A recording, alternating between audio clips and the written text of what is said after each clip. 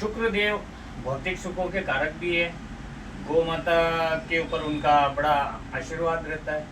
इसके अलावा शुक्रदेव के जो आराध्य देव है भैरवनाथ जी ने जो दूध का स्थान है उस स्थान को हमेशा संपन्न रखने के लिए आशीर्वाद दिया भगवान शुक्रदेव को। तो शुक्रदेव की वजह से गौशालाओं पर जो प्रभाव है, गौ माता के लिए धन संबंधी व्यवस्था होना, गौशालाओं से जो दुग्ध वगैरह है, मिठाइयाँ बनना, घृत बनना यानी कि घी, तो ये सारी व्यवस्थाएं पौष्टिक रूप से मानव जीवन के लिए बेटर है सर। अब हमें जैसे गौशालाओं में गौ माता की रक्षा करना, उनके लिए कुछ न कुछ दान पुण्य करना, गौ माता के जो सींग हैं जिन पर जैसे किसी को शुक्र और राहु की कोई युति है, या शुक्र और राहु में कहीं दृष्टि संबंध है, या कहीं राहु से व्यक्ति पीड़ित है, तो गौ माता के खुर और सींगों के ऊपर सरसों का तेल लगाकर मालिश करके उस तेल से आप अपने बालों में पूरा लगाएं लेप, और उसके 15 या 20 मिनट बाद गंगा जल डाल के आप स्नान कर लें। तो वास्तविक जो ज्योतिष का सिद्धांत है कि राहु की चाहे दशा हो, महादशा हो, दृष्टि संबंध हो, किसी ग्रह को पीड़ित कर रहा हो, या कहीं ना कहीं व्यक्ति को मेंटली रूप से परेशान कर रहा हो, तो इस उपचार से गौशाला में जाकर करने से उस व्यक्ति का राहु बहुत अच्छा हो जाएगा और उसे धन संबंधी व्यवस्थाएं करेगा, उसके रुके हुए काम में जो बाधाएं आ रही है उनको दूर करेगा, क्योंकि राहु शुक्र देव का अभिन्न मित्र है और भगवान भैरवनाथ के चरणों में विराजमान है। तो हमें ये उपाय करने से, गौशाला में आकर करने से राहु का, शनि से और केतु से संबंधित कई उपचार हो जाते हैं। ये हमारी तरफ से आपको एक भेंट सर। गौशाला में करना चाहिए सर, करीब करीब हर व्यक्ति को करना चाहिए। गाय के चारों खुर पर सरसों का तेल की मालिश करें, उसके बाद उनके सींगों पर सरसों के तेल की मालिश करें, जिससे हमारे शुक्रदेव, राहुदेव, शनिदेव, केतु देव ये सारे बहुत अच्छे एक्टिव होते हैं। और हर व्यक्ति को इन्हीं से ज़्यादा प्रॉब्लम है।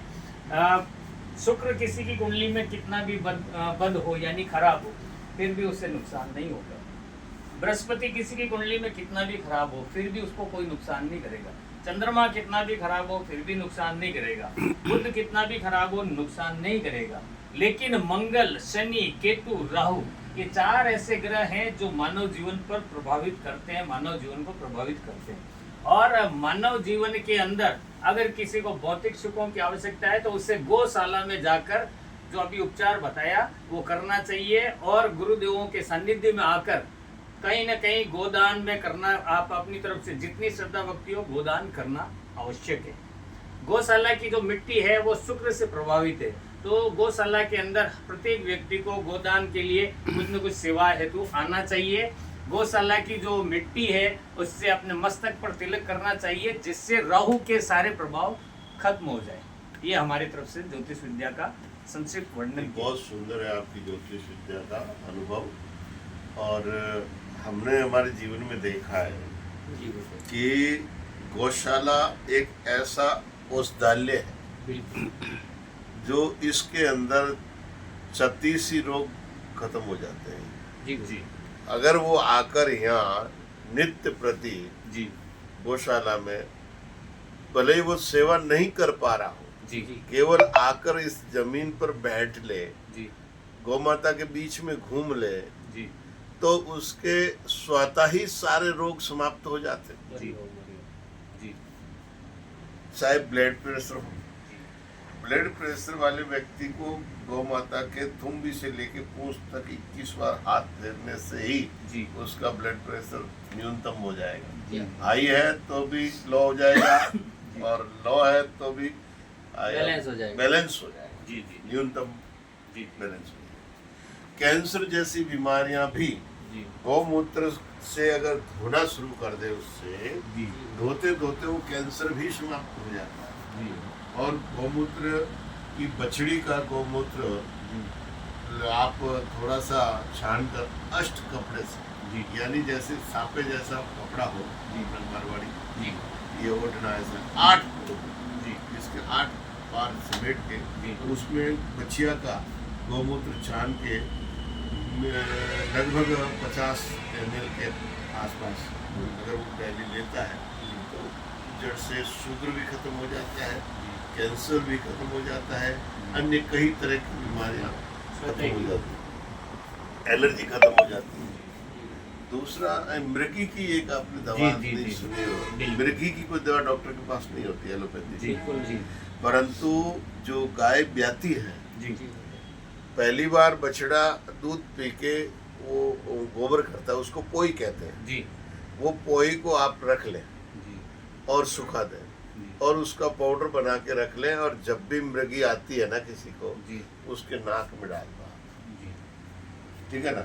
जी तो जैसे दिन में 2 बार आती है तो 1 बार आएगी, जी 1 बार आती है तो दूसरे दिन आएगी, क्या 2 दिन में आती है तो 4 दिन में आएगी, 4 दिन में आती है तो 8 दिन में आएगी, 8 दिन में आती है तो 16 दिन में आएगी, 16 दिन में आती है तो 32 दिन में आएगी।